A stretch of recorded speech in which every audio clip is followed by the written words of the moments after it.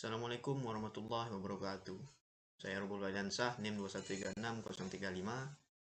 Di sini saya membuat video tentang literatur review audit sistem informasi menggunakan kerangka kerja Kombit 5. Yang pertama saya bahas yaitu abstrak. Audit sistem informasi berisi tinjauan yang tepat atas risiko yang terkait dengan organisasi sistem dan proses informasi.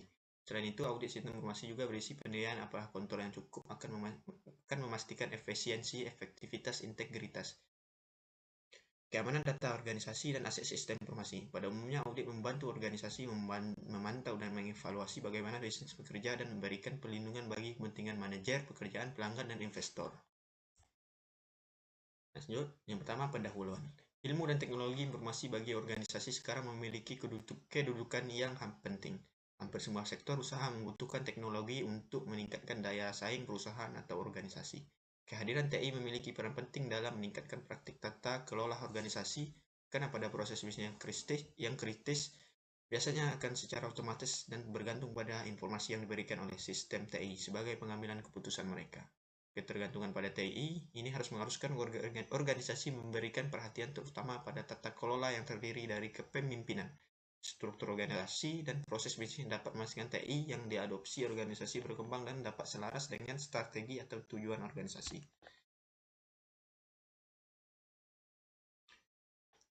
Tujuan audit sistem informasi adalah sebagai berikut. Yang pertama, menjaga aset TI seperti hardware, software, sumber daya manusia, dan file data agar tidak terjadi penyalahgunaan aset.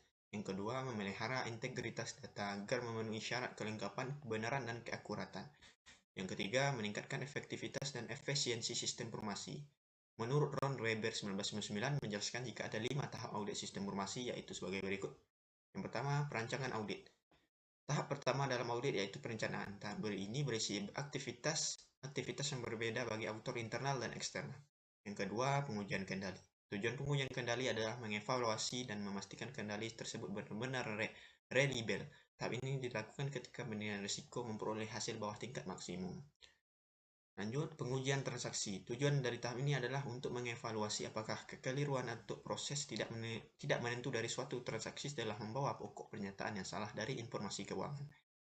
Lanjut, pengujian keseimbangan dan keseluruhan hasil. Tujuannya adalah untuk membuat suatu keputusan final dari kehilangan atau pernyataan yang salah terjadi ketika fungsi sistem gagal dalam menyelamatkan aset. Pemeliharaan integritas data dan sistem yang efektif dan efisien. Selanjutnya, penyelesaian audit. Tahap ini merupakan tahap akhir dalam audit.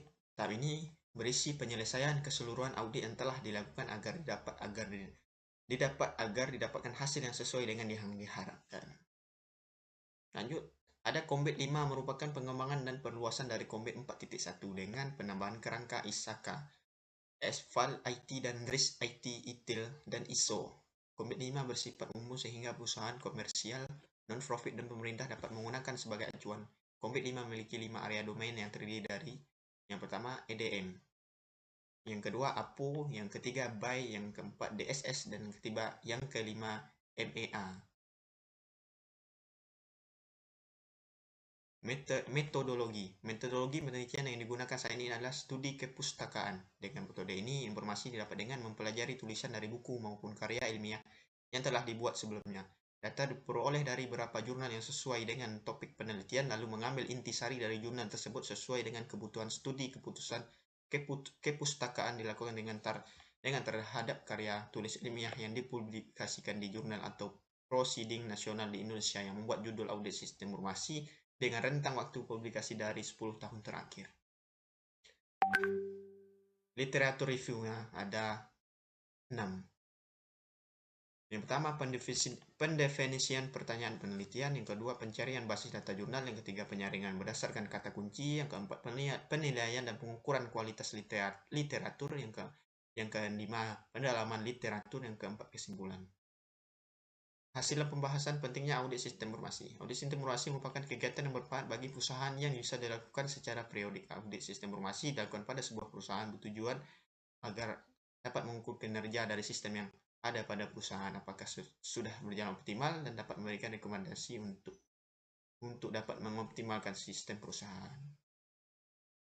Review jurnal audit sistem informasi. Kombit 5 berisikan gabungan dari value, delivery, risk, manajemen informasi, security, dan fitur audit TI. Tingkat kematangan atau maturity model merupakan bagian dari tahap yang dilakukan dalam proses audit yang bertujuan untuk, yang pertama, memberikan kesadaran kepada manajemen TI, tanggung jawab dalam pengendalian pada TI yang sedang berjalan. Yang kedua, untuk memastikan bahwa persyaratan pengendalian TI yang ada di jalan semestinya. Yang ketiga, mengoptimalkan dan memprioritaskan sumber daya TI dan menjembatani data kelola TI.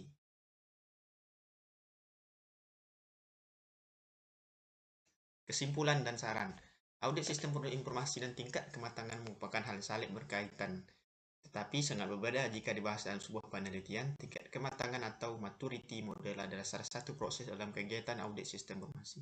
Review 10 jurnal dilakukan agar dapat menelaah isi dari jurnal apakah sudah sesuai dengan judul audit sistem informasi tersebut. Seperti yang saya sampaikan tadi atau saya baca yang di atas. Dari 10 jurnal yang dapat secara acak diperoleh 3 jurnal yang berjudul audit sistem informasi dan membahas proses audit sistem informasi. Sedangkan 7 jurnal lainnya berjudul audit sistem informasi tetap membahas tingkat kematangan tanpa membahas proses audit.